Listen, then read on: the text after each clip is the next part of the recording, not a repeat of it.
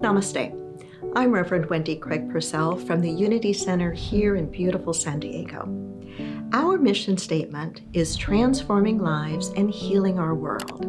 Each week, we partner with Spirit to bring that statement to life through our Sunday services, social media, email, and our YouTube channel, and in the work we're doing with our newly created Anti-Racism Institute. Together with our Unity community, we are working to be the change we most want to see in our world. A new way of living, a new way of being. And even if we don't always manage to live that way, if we don't always manage to be as trusting and as flowing as we would like to be, just having that as a place that we try to touch into, as we know, a place that we know is possible, I think can be very, very helpful and very, very healing. I was taken by the line in the song, Daniel, not laziness, but the deepest kind of trust. There is so much in our mystical metaphysical teachings that, if taken just on the surface, seems to make no sense at all. And it's only when we go much deeper that we begin to really understand what it's all about. And so what is this new way of being, this new way of living? We've been exploring meeting Jesus the teacher and meeting the man in preparation of Easter. And I think about, if there is no devil to be protected from, if there is no hell for anybody to go to, if there's no heaven to get to and try to reserve a place in, then what's religion all about anyway? Right? So much of it seems, religion anyway, seems to be wrapped up in those kinds of things. Does it even matter?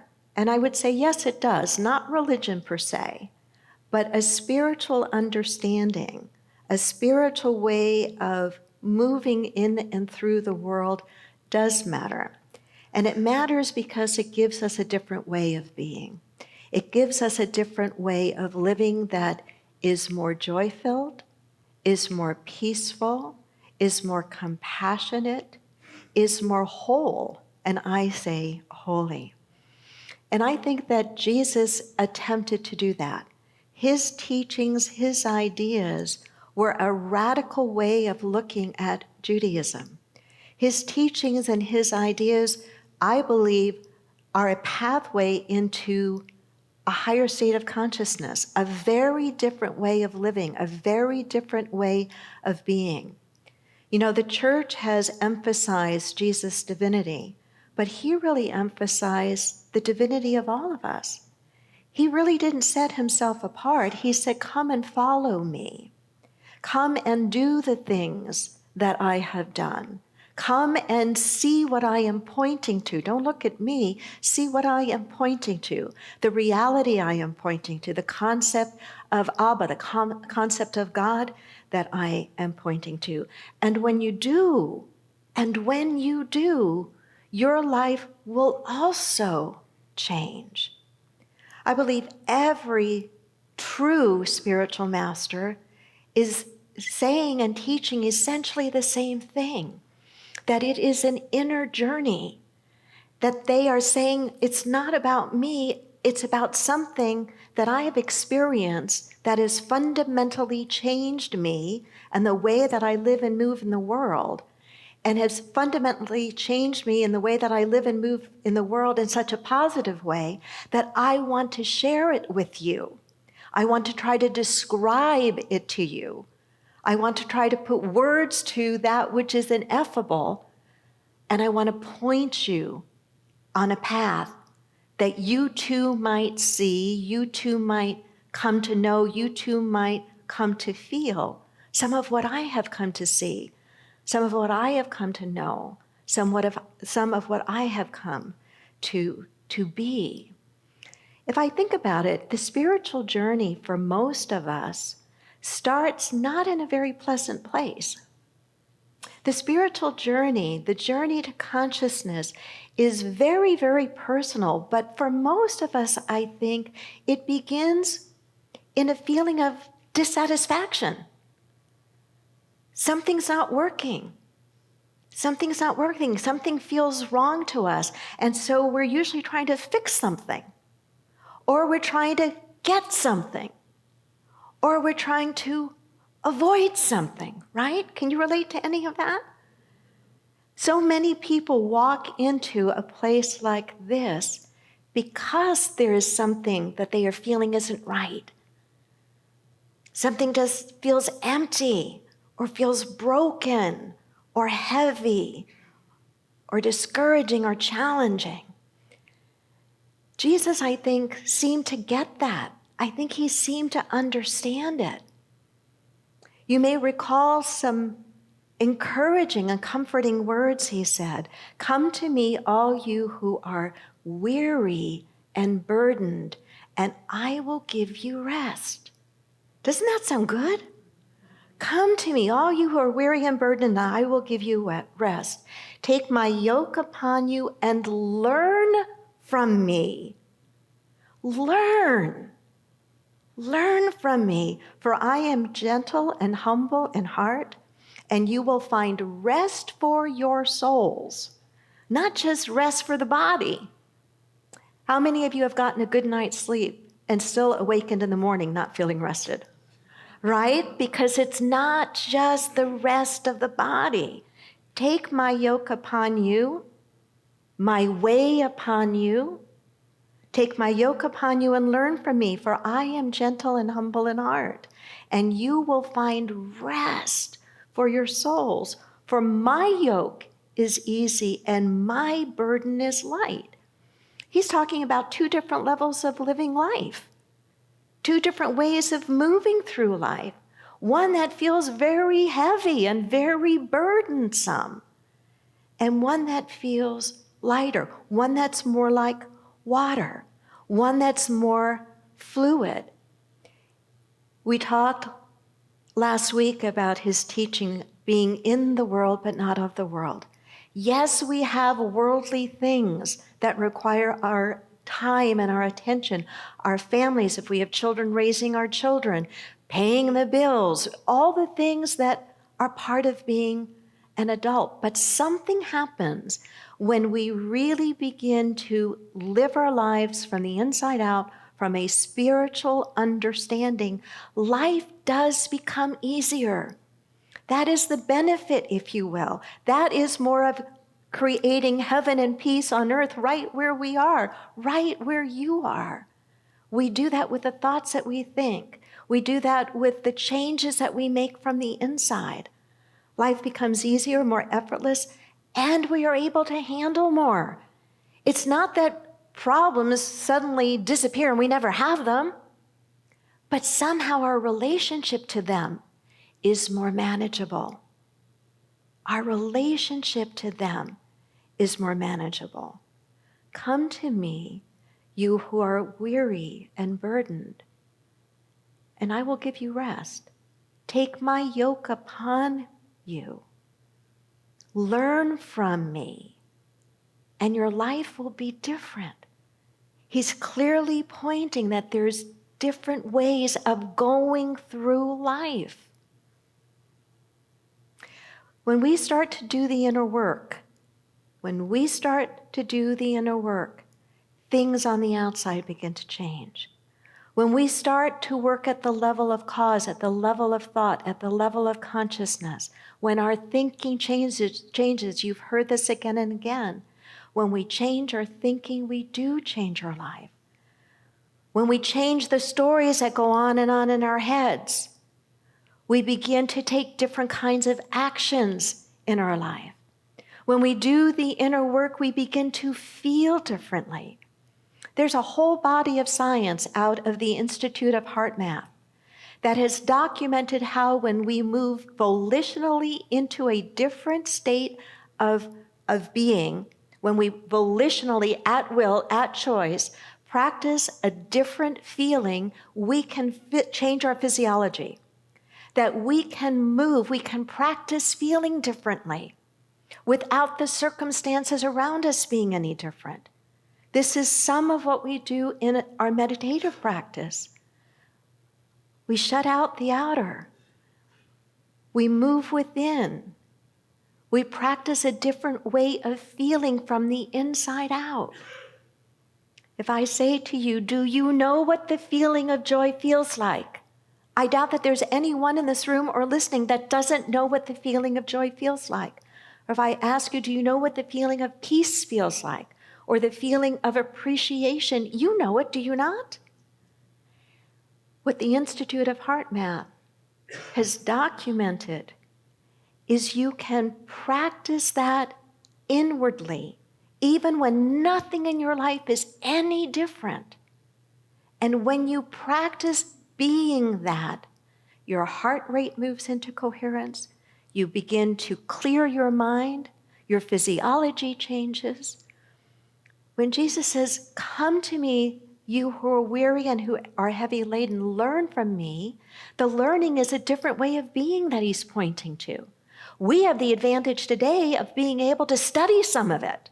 He didn't have that advantage, but we do, and we can look to some of that and say, wow, if my analytical mind needed proof that some of this works, I can satisfy that analytical mind.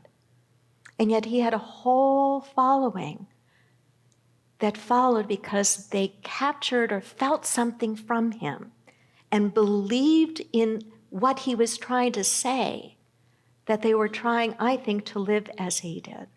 And so many of us start this spiritual journey trying to fix something, or trying to get something, or trying to avoid something. And we start to do the inner work.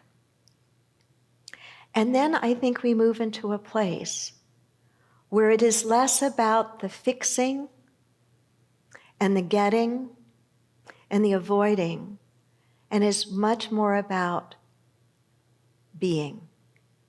And being in a way that is fluid, being in a way that is trusting, not laziness, but a deeper kind of trust, a trust that leans into the wisdom of the universe, the trust that recognizes that there is a divine intelligence operative in all of the universe that we can move into, and we can begin to trust in that. I think Jesus was pointing to it as well in part of the Sermon on the Mount, in the much-loved passage where he talks about the lilies of the field. Consider the lilies of the field, how beautiful they are. They don't effort at being beautiful. They just do what a lily does. Imagine if we lived more like that. And I think that's, Jesus painted beautiful word pictures. He was a master storyteller. And I think it's because he was such a master storyteller, he was able to reach people. And I think the best teachers, no matter what the subject is, the best teachers are the teachers that reach people. And he could reach them with his stories, with his word pictures. Consider the lilies of the field. They toil not, neither do they spin. Yet Solomon in all his glory was not arrayed like one of these. But then he goes on to say, and you do not worry. Do not worry about tomorrow. Have any of you mastered that? I have not. Full confession.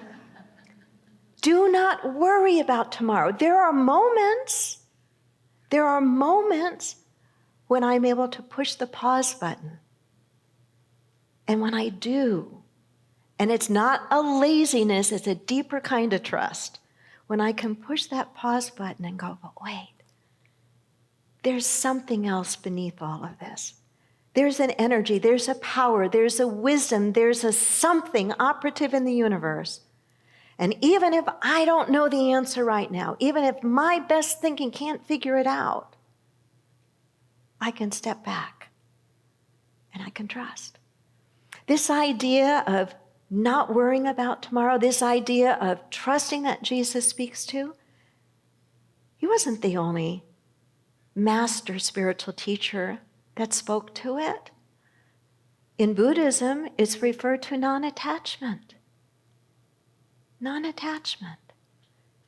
In Taoism, it's referred to Wu Wei, which is this idea of flow, this idea of water.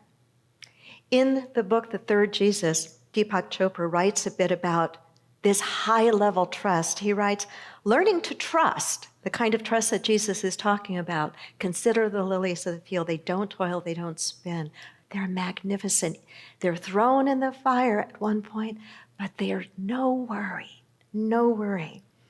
Deepak writes, learning to trust is a process. The old ways to which you are used to clinging gradually change. Even though Jesus tells his disciples to divest themselves of their money and possessions, I think we must assume a special relationship that they had with him. They had an enlightened teacher to guide them into far more radical change than any of us would be prepared for. Yet we need to be true to the underlying meaning of the teaching. God, Spirit, whatever word you're most comfortable with, he uses the word God. God can be trusted. That's what Daniel's song was all about, right? God can be trusted. Your ego does not need to take over the function of God. There are other ways to attain life's goodness, life's abundance.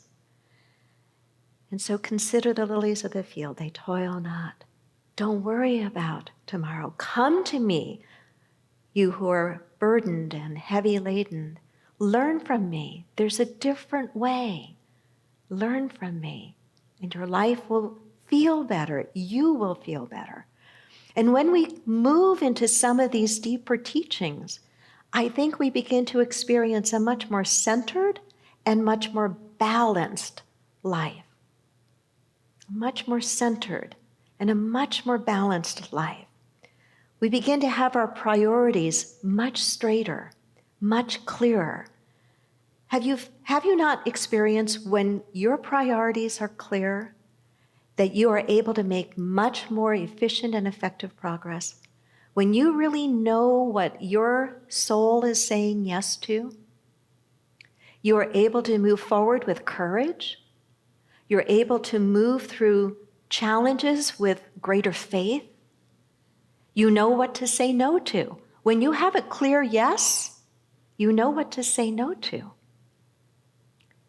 Jesus talks about the idea of priorities. He talks about having things in balance.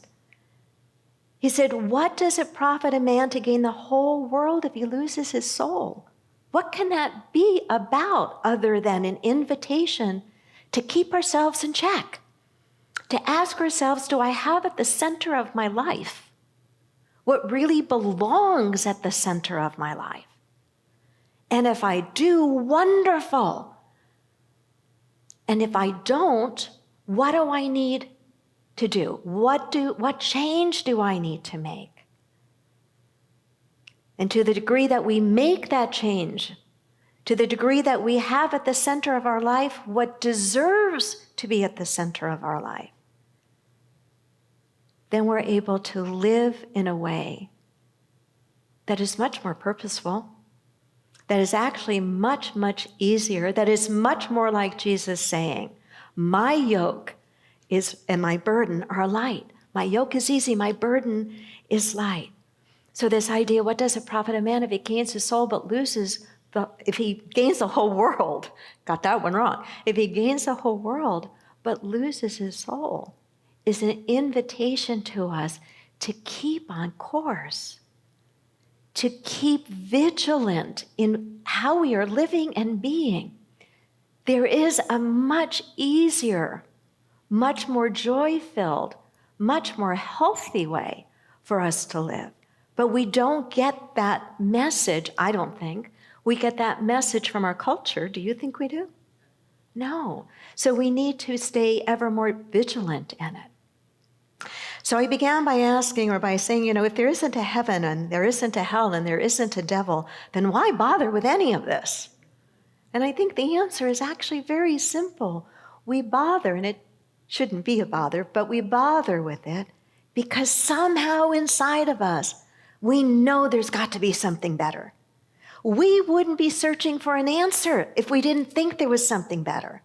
We wouldn't be trying to fix if we didn't think there was a fix, right? So we go searching, and we can bless that part of us that brought us to the threshold of our spiritual journey. that experience or that pain or that thing that felt broken or it maybe still feels broken, or that emptiness or what we're trying to get or what we're trying to avoid, we can bless that as the on-ramp to our spiritual growth, to a new way of living and being. And I think we can find that in Jesus' teachings. I honestly think we can find it in the Buddhist teachings. I think we can find it in the teachings of Lao Tzu. But I am far more familiar with, and I believe most of us in this room are probably far more familiar with his teachings. And in many ways, I think his teachings have been adulterated in a way that the teachings of the Buddha have not, and in the way that they have been adulterated, that the teachings of the Buddha have not, the teachings of Lao Tzu have not. And so I think there's some healing work for many of us to do. I want to close with reading a piece. I found it in my notes as I was going back over this lesson, and I was struck by how applicable it is right now. And this is something that Deepak wrote toward the end of his book, The Third Jesus. And it's about Christianity today. And his book was written in 2008. Let me read this to you and see if it doesn't sound like it could have been written yesterday. The shortcomings of the religious right have been widely aired. Also, so why repeat them one more time? Because the crisis in Christianity is a challenge to action. 25 years ago, few observers predicted that reactionary religious forces could become as vociferous and powerful as they are today. Social divisions are more bitter than ever. Actually applying Jesus' message couldn't come at a more important time. What would Jesus do? I have no doubt that he would not refer moral issues to a fixed code or to church authority. He wouldn't bow to social pressure. He wouldn't be quick to raise himself above those who are labeled sinners. People who do any of those things aren't spiritually motivated. They are falling back upon the lowest aspect of human nature, the tendency to condemn and punish anyone who is different. You and I can't change the behavior of the religious right, but the passive reaction of many moderate and liberal Christians, which causes them to suffer in silence or walk away, is self-defeating. Personal growth is achieved by acting according to your own spiritual vision. If Jesus is your model of spiritual greatness, his tenets lead to action. The schism in Christianity is not another wearisome political battle or a contest between right and wrong. Rather, it is a drama being projected from the inner world to the outer. We are drawn into the drama because it is our drama. We are meant to engage with it as part of our spiritual contract. The oppressor and the victim, the wrongdoer and the wronged, the weak and the powerful all exist in me. We need to resolve the conflicts within ourselves on a soul level, even as we work towards solving them outwardly. We are to use today's crisis for tomorrow's growth by engaging and not withdrawing. Do those words not seem like they could have been written for where we are now? He wrote them in 2008, referencing back another couple of decades. We have work to do, and the inner work that we choose to do makes a difference. There are people watching how you live your life. There are people watching how I live my life. And the way that we live our life can itself be a teaching to those to enter into a different way of being. So let us continue to be about the work. Namaste.